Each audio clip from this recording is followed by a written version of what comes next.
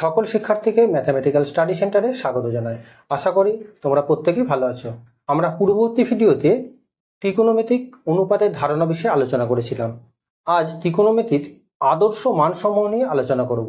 কিভাবে তোমরা এই বাম হাতের আঙ্গুলগুলির সাহায্যে ত্রিকোণমিতির আদর্শ মানগুলোকে সহজে মনে রাখবে তা আমরা আলোচনা করব। তাই চলো ভিডিওটি প্রথম থেকে শেষ পর্যন্ত স্কিপ না করে দেখতে থাকো। তাহলে চলো দেরি না করে ভিডিওটি শুরু করা যাক। তোমার বাম হাতের এই আঙ্গুলটাকে 0 ডিগ্রি, এটা হচ্ছে 30 ডিগ্রি, এটা 45 ডিগ্রি, এটা 60 ডিগ্রি এবং এটাকে 90 ডিগ্রি রূপে কল্পনা করো। লক্ষ্য করে দেখো, যখন সাইন 0 মান বের করবে, 0 ডিগ্রির জন্য ডান দিকে দেখো কোনো আঙ্গুল নেই, তার জন্য লবে কি করে লিখবে? 0 লিখবে। আর হরে দেখো সর্বদা 4টে করে আঙ্গুল তোমার কিন্তু থাকবে, প্রত্যেকের ক্ষেত্রে একটা করে আঙ্গুল হলে 4টে করে আঙ্গুল পড়ে থাকবে। এবার কি করবে? এটা বর্গমূল করে নাও। তাহলে 0কে 4 দিয়ে ভাগ করলে কত হয়? 0। তার বর্গমূল করলে কত হয়? 0। অর্থাৎ সাইন 0 ডিগ্রির মান কত? 0। এবার লক্ষ্য করে দেখো, এটা হচ্ছে তোমার 30 ডিগ্রি। 30 ডিগ্রির জন্য ডান দিকে কটা আঙুল আছে? একটা আঙুল আছে। আর হরে কিন্তু সর্বদা 4 লিখবে, কারণ তোমার একটা করে আঙুল ধরলে 4টে করে আঙুল কিন্তু পড়ে থাকছে। তাহলে 1-এর বর্গমূল 1 হয়, 4-এর বর্গমূল কত হয়? 2। এটা কত তোমার? 45 ডিগ্রি। ডান দিকে কটা আঙুল আছে? দুটো আঙুল আছে, তার জন্য লবে 2 লেখো, হরে কত লিখবে? সর্বদা 4 লিখবে। তাই কাটাকাটি করে ছোট করে নাও, 2-1-এ 2, 2-2-এ 4। তাহলে 1-এর বর্গমূল 1 হয়, 2-এর বর্গমূল করা যায় না, তার জন্য এটাকে √2 লেখো। এটা তোমার ছিল 60 ডিগ্রি। ডান দিকে কটা আঙুল আছে? 1, 2, 3, 3টে আঙুল। তাহলে লবে 3 লেখো, পরে সর্বদা 4 লিখবে, কারণ 4টে করে আঙুলই পড়ে থাকছে। তুমি লক্ষ্য করে দেখো, 3-এর বর্গমূল করা যায় না, তার জন্য এটা √3 লেখো।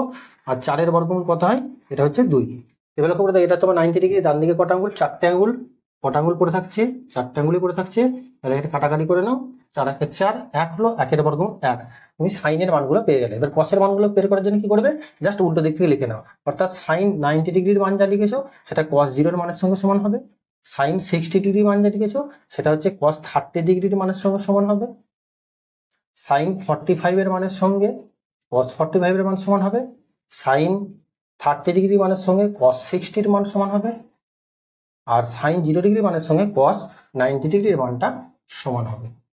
এবার তোমরা নিশ্চয়ই জানো যে ট্যান থিটা সমান হয় sine theta by cos theta. এবার কি করবে? এই সাইন থিটা এবং cos থিটার মানটাকে যদি তুমি ভাগ করে দাও, তাহলে তুমি ট্যান থিটার মানটা পেয়ে যাবে। দেখো, 0-কে 1 দিয়ে ভাগ করলে কত হয়? 0। অর্থাৎ ট্যান 0-এর মান তোমার 0 বেরোলে। এবার সাইন 30-কে cos 30 দিয়ে ভাগ করলে এখানে 2 দিয়ে কেটে যাচ্ছে, তাহলে পড়ে থাকছে কত তোমার? না 1/√3। অর্থাৎ ট্যান 30 ডিগ্রি মান 1/√3। এবার দেখো, সাইন 45-কে cos 45 দিয়ে ভাগ করলে কত হচ্ছে? তুমি এটা কেটে যাচ্ছে, কেটে যে কত আসছে? ওটা 1 হয়ে যাচ্ছে। অর্থাৎ ট্যান 45 এর মান 1। সাইন 60-কে তুমি cos 60 দিয়ে ভাগ করলে এখানে তলার 2 দিকগুলো কেটে যাচ্ছে, তাহলে পড়ে থাকছে কত তোমার? √3। অর্থাৎ ট্যান 60-এর মান তোমার √3।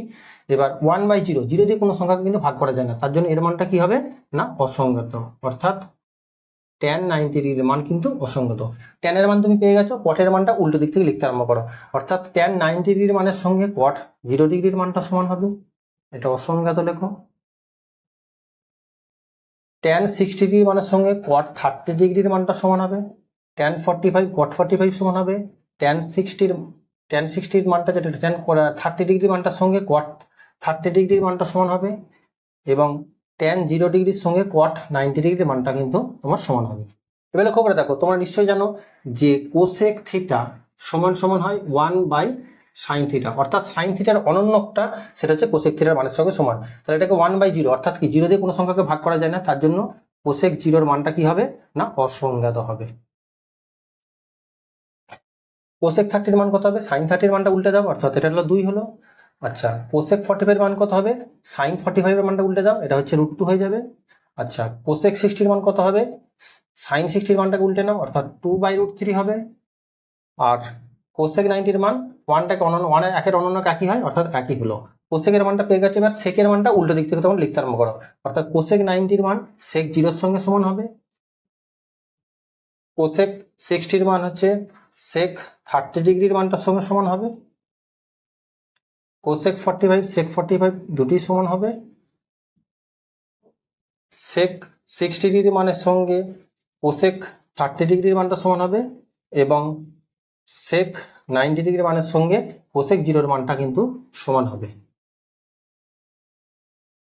এইভাবে কিন্তু তোমরা ত্রিকোণমিতিক ছকটা কিন্তু দ্রুত করতে পারবে। যে কোনো কম্পিটিটিভ এক্সাম বলো বা পরীক্ষার ক্ষেত্রে, তোমাদের মাধ্যমিক লেভেলে পরীক্ষার ক্ষেত্রে এই ছকটা কিন্তু তোমরা সাহায্যে তোমরা কিন্তু অনেক অঙ্ক করতে পারবে। তাই এই ছকটা কিন্তু সহজে মনে রাখার জন্য তোমরা বাম হাতের এই আঙুলগুলোর সাহায্য নিয়ে সহজে কিন্তু মানগুলো দ্রুত বের করতে পারবে। এই ভিডিওটি প্রথম থেকে শেষ পর্যন্ত দেখার পর ত্রিকোণমিতির আদর্শ মানসমূহগুলো তোমরা কিন্তু সহজেই মনে রাখতে পারবে। তাই এই চ্যানেলে যারা নতুন অবশ্যই চ্যানেলটিকে সাবস্ক্রাইব করে দাও এবং পাশে থাকা বেল আইকনটি ক্লিক করে নোটিফিকেশন মোডটি অলে সেভ করে রাখো, যাতে এই ধরনের নিত্য নতুন ভিডিওর আপডেট সর্বপ্রথম তোমার কাছে পৌঁছে যায়।